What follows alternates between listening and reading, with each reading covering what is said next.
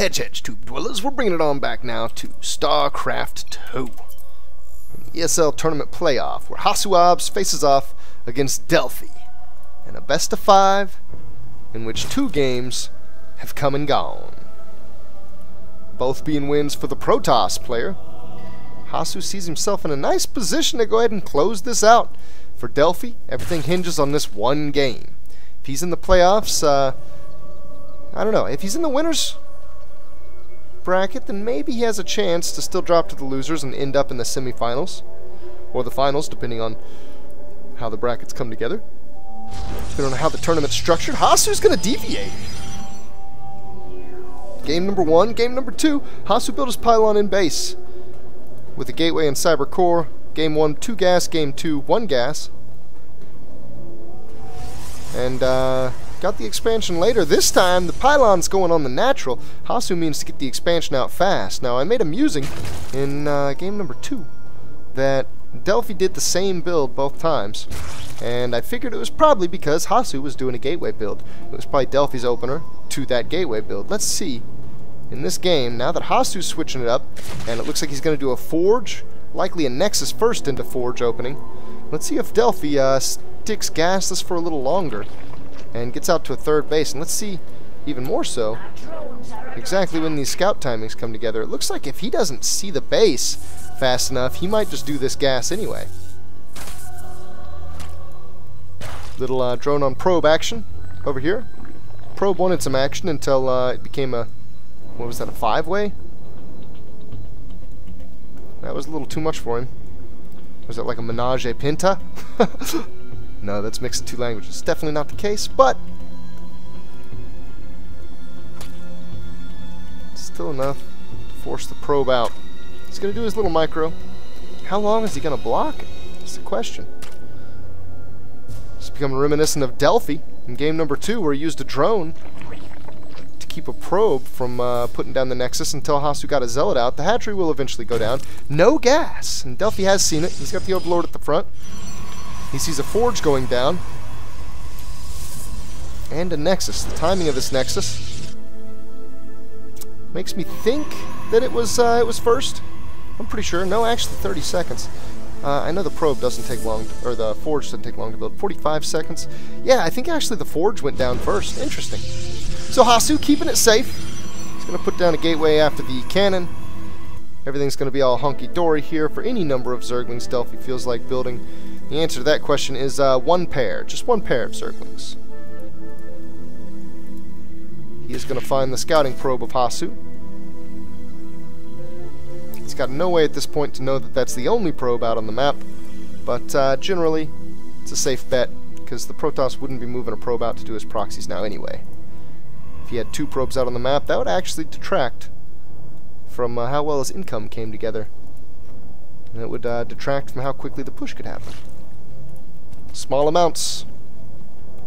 It's them straws that end up breaking the camel's back. Cybercore goes down immediately after the gateway. Delphi sees the front. He has witnessed this structure.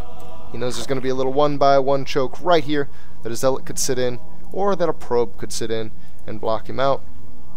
And he's going to keep on building his macro. See nothing but drones flowing out. The advantage has just been seized by the Zerg. It probably will grow, considering that this third base is almost up. If he sticks to just drones, then that probe count should get disgusting fast. I'm trying to see if Hasu, I don't see a lot of chrono boosts going down specifically on the Nexus, but I don't see what they are going down on. I'm trying to catch what Hasu's thinking here. He's got a pylon in a couple places. There's a chrono boost on probes. I'd like to see one over here too. Wouldn't mind seeing these gas coming out to show I have a long-term plan. I'm not sure he does though. Hasu has won on 2 base both of the past 2 games. So it would probably be right for me to expect that he wants to keep it on 2 base this game as well. Second gas goes up for Delphi. We don't see any lair coming in yet. This would be a little early for it. I guess this is like my noob diamond level lair timing. Sometimes I'll be like, hey, I got the gas, there it goes. Not thinking that I probably could have backed the gas off a little bit more. Because right now, 2 gas coming down, more chrono boost on probes. It definitely looks like this is a Protoss base geared towards macro. Now it just could be a heavy 2 base and then all in type of macro instead of like a 2 base only mineral on the natural saturation and then all in type deal.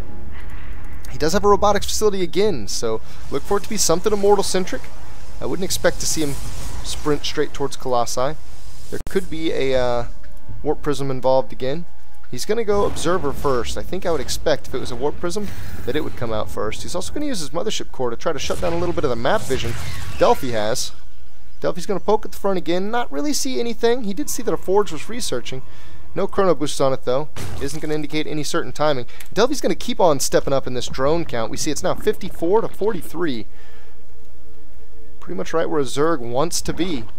So long as he can put the other aspects of timing his army out to match up with his Protoss opponent.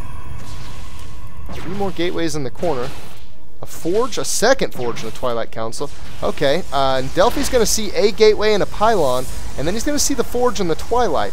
This to me screams Blink Stalker all in. However, an Immortal's being built. If it was a Blink Stalker all in, that Immortal probably shouldn't be coming out. This could still all be defensive play. This could be, in case he goes Mutas, I am alive. In case he goes Roaches heavy, I have, you know, Immortals. Blink Stalkers and Immortals to defend the 2 best compositions from a Zerg, at least in the general meta right now.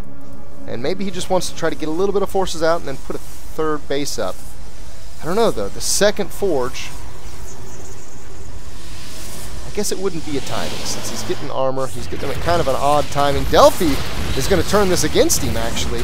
Hasu's just now getting the gateways that he needs to hold this off. I think this is going to be a smashing defense, especially with the mothership core and the photon overcharge. There's no way Delphi can break this. However, Delphi does kill a forge, and that's going to throw HasuObs' plans off. He got this second forge for a reason. He wants to be getting double upgrades right now, and he wants to be finishing armor very soon. But armor's not going to finish.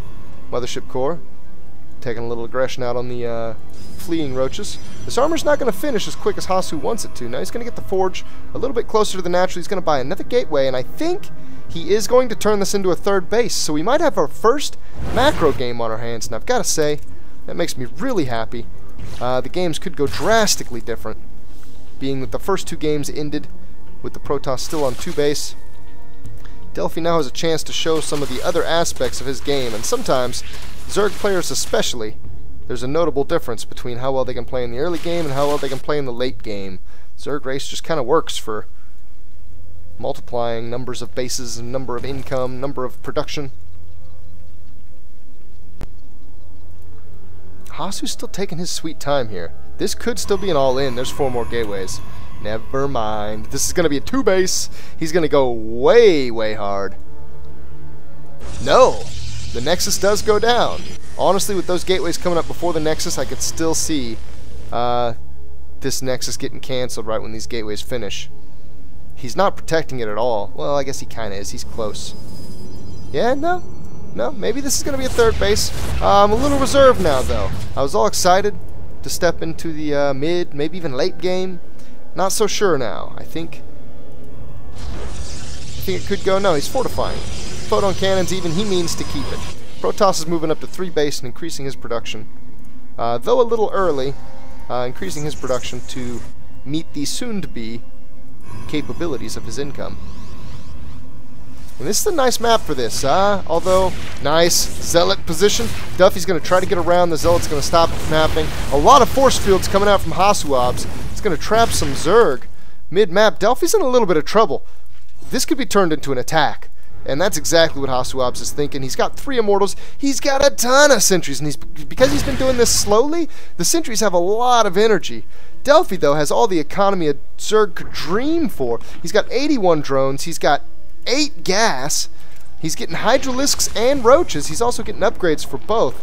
He doesn't have the biggest standing army, though. And as I say that, he just creeps up to a larger amount than the Protoss.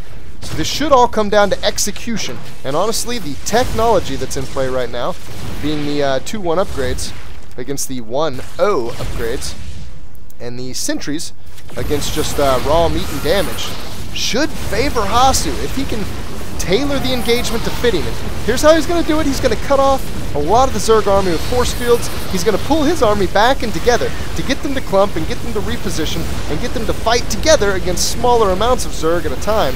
He thinks he's breaking through. It's still kind of close. Delphi's got a couple defenses that might finish here. There's a lot of Protoss left, though, and those upgrades are shining through. Reinforcements coming in on the back end of it. This is a Protoss beatdown. The Zerg can't take it, melting under the pressure. We got blood flowing all over the creep. This ramp very soon is going to be more of a gutter. I think we have our answer. No game 4, no game 5.